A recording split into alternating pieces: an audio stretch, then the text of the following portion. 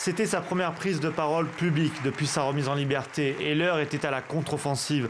Carles Puigdemont s'en est pris au soutien des dirigeants de l'Union européenne au gouvernement espagnol.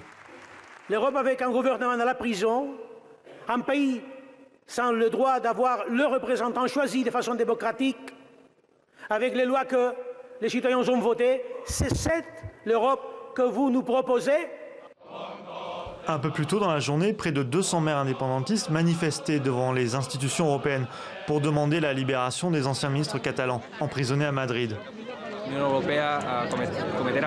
L'Union européenne commettra une erreur si elle néglige l'abus de pouvoir et le piétinement des droits de l'homme qui ont lieu aujourd'hui en Catalogne.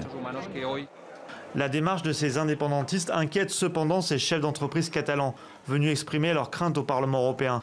Plusieurs centaines d'entreprises ont déjà délocalisé leurs sièges sociaux. Je crois à la solidarité. Les séparatistes, eux, ne croient pas en la solidarité. Ils estiment que les régions les plus riches ne doivent pas payer pour les plus pauvres. Mais ils ne comprennent pas que la bonne santé économique de la Catalogne n'est pas tombée du ciel. Elle est due au fait que la Catalogne fait partie d'un ensemble qui s'appelle l'Espagne.